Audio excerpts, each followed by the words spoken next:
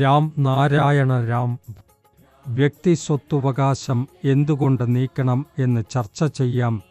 സർക്കാർ നികുതി നൽകുന്ന പണമോ അംഗീകരിച്ചാൽ സർക്കാർ 100 രൂപ കിട്ടിയാൽ അതിൽ 40% സുരക്ഷ സൈനിക പോലീസിന് പോകും.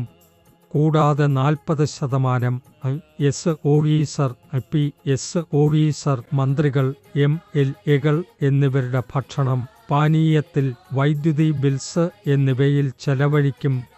ഇവയെല്ലാം ചേർന്ന് 60% ആയി മാറുന്നു. 3% സർക്കാർ പണം മോഷണം പോകുന്നു. ഞാൻ ആരാണ് മോഷണം ചെയ്യുന്നെന്ന് പറയാനില്ല, അത് സർക്കാർ അറിയുന്നു.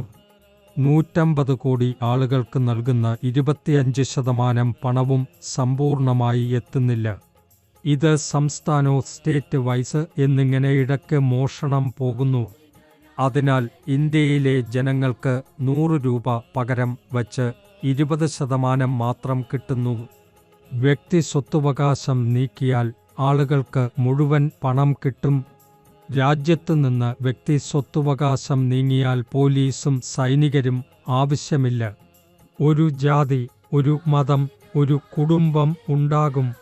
ഭൂമി ഒരേതാണ്, പക്ഷേ ഇതിൽ ഇത്രയേറെ അവശേഷിപ്പുള്ളവയും മതങ്ങളും വ്യക്തി സ്വത്തവകാശം തുടങ്ങിയവയാൽ നമ്മുടെ സകലവും നശിക്കുന്നു. ഇത് ഉണ്ടാകരുത്. അതിനാൽ വ്യക്തി സ്വത്തവകാശം വരുത്തുവാൻ എത്ര വേഗം കഴിയും എത്ര നല്ലതാണ്. നമ്മുടെ ഒരു രാജ്യം, ഒരു മതം, ഒരു ജീവിതം വേണം. ഓരോ വ്യക്തിയും കുറഞ്ഞത് എല്ലാ ദിവസവും ഉറങ്ങുന്നതിന് മുൻപ് 2 മണിക്കൂർ ധ്യാനം നടത്തുന്നുവെങ്കിൽ അവർക്ക് രോഗം വരികയില്ല. ധ്യാനം ചെയ്യുന്നത് കൊണ്ട് മനുഷ്യന്റെ രോഗം ശരിയാകും, കാൻസർ ശരിയാകും, ഏതെങ്കിലും രോഗം ഉണ്ടായിരിക്കും. ഈ എക്സാമ്പിൾ കൊൽക്കത്തയിൽ ആണ്. എൻ്റെ ഗുരുജി പറഞ്ഞു, ഒരു കുട്ടിക്ക് ബ്ലഡ് കാൻസർ ഉണ്ടായിരുന്നു. അവനെ നന്ദു ദത്തോ എന്ന് വിളിക്കുന്നു. ഗുരുജി അവനോട് രാം നാമം സ്മരണ വരുത്താൻ ധ്യാനം ചെയ്യാൻ പറഞ്ഞു. എന്നാൽ അതിനാൽ അവന് രക്തം മാറ്റേണ്ടതായില്ല. ഇന്നും അവൻ്റെ വിവാഹവും കുട്ടിയും ഉണ്ടാക്കാൻ കഴിഞ്ഞു. അവൻ്റെ മെഡിക്കൽ റിപ്പോർട്ടും ഉണ്ട്. അതിനാൽ ധ്യാനം ചെയ്താൽ ശരീരത്തിലെ ദുർബലത മാറ്റി രോഗം മാറുന്നു, വീഴ്ച മാറ്റുന്നു. ശരീരത്തിലുള്ള എല്ലാ ദോഷകരമായ ചിന്തകളും ഒഴിവാക്കപ്പെടുന്നു. അതിനാൽ എല്ലാവരും ധ്യാനം ചെയ്യണം. വ്യക്തി സ്വത്തവകാശം നീക്കി ധ്യാനം ചെയ്യണം. ബച്പനിൽ സ്കൂളിൽ പഠിച്ചിരുന്നുവെന്ന് പറയപ്പെട്ടിരുന്നു. ബാബർ എന്ന രാജാവ് ഉണ്ടായിരുന്നു. അവൻ്റെ മകൻ ഹുമയൂൺ എന്നവൻ എത്രയും വലിയ ഒരു രോഗം അനുഭവപ്പെടുന്നവൻ. ഒരു സാധു പറഞ്ഞു, നിങ്ങളുടെ ഊർജം അവനെ കൊടുക്കുക, ചിന്തിച്ചു പറയുക, ഹൃദയത്തിൽ നിന്ന് പറയുക, ഹുമയൂണിൻ്റെ രോഗം നിങ്ങൾ എടുക്കൂ. അവൻ ഹുമയൂണിൻ്റെ ചുറ്റും ചുറ്റി. ബാബർ പറഞ്ഞു, നിങ്ങളുടെ എല്ലാ പ്രശ്നങ്ങളും ഞങ്ങൾ ഏറ്റുകൊള്ളുന്നു. ഇതോടെ ബാബറിന് രോഗം ഉണ്ടായി. ഹുമയൂൺ സുഖം പ്രാപിച്ചു, രാജാവായും മാറി. ഇത് ചരിത്രത്തിലുണ്ട്, എല്ലാവർക്കും അറിയാം. ഇത് സംഭവിക്കാം. ഇത് ഭൂമിയുടെ സിസ്റ്റത്തിൽ ഉണ്ട്, മനുഷ്യൻ്റെ ഉള്ളിൽ ഉണ്ട്. ഓരോ മനുഷ്യനും മറ്റൊരാളോട് നല്ലത് ചെയ്യാം, സഹായം ചെയ്യാം, പ്രണയം നൽകാം. പോരാട്ടങ്ങൾ എല്ലാം അവസാനിക്കും. ഭൂമിയിൽ സംഭവിക്കുന്ന പോരാട്ടങ്ങൾ അറബ് രാജ്യങ്ങളിൽ റഷ്യയും മോഡിയുടെ വാക്കുകൾ കേൾക്കുന്നു. ദലം വഴികാട്ടി നടത്തുന്നുണ്ട്.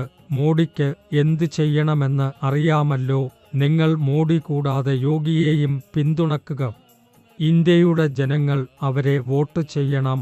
അവർ നിങ്ങളുടെ സേവകർ ആയി മാറി നിങ്ങളുടെ സഹായം ചെയ്യും.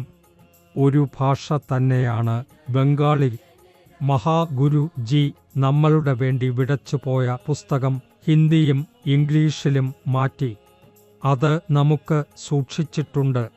ഈ പുസ്തകം വായിക്കാൻ ആളുകൾ വടക്കുപടിഞ്ഞാറ് ബംഗാളിലേക്ക് പഠിക്കാൻ ഓടിയെത്തും.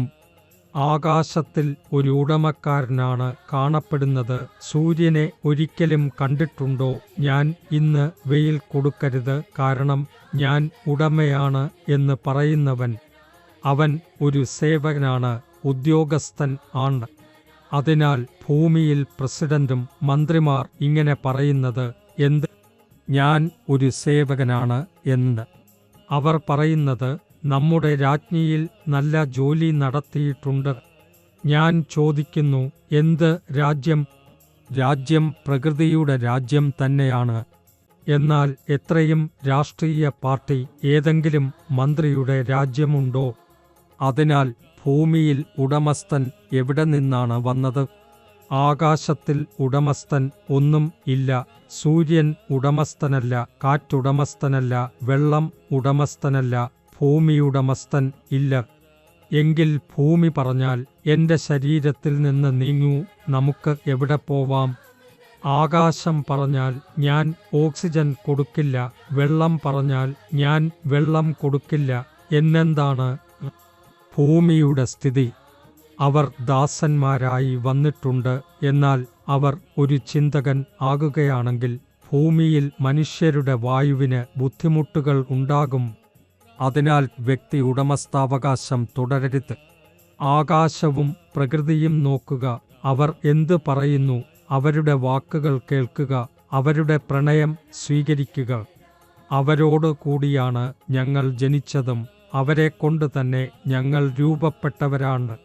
ആകാശം, വെള്ളം, മണ്ണ്, കാറ്റ്, സൂര്യൻ, ഭൂമി, ഈ 5 കാര്യങ്ങളാലാണ് നമ്മുടെ ശരീരം രൂപപ്പെട്ടത്.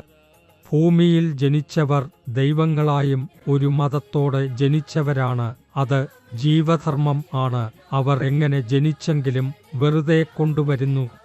എല്ലാവരും ഒരു മതത്തിലെ കുട്ടികളായും എല്ലാവരും വെറുതെ ജനിച്ചവരും എല്ലാ കുട്ടികളും വെറുതെ ജനിച്ചവരാണ്. നാം എല്ലാവരും ഒരേ മനസ്സോടെ ചേർന്ന് ജീവിക്കണം. അതിനാൽ വ്യക്തി ഉടമസ്ഥാവകാശം നീക്കണം.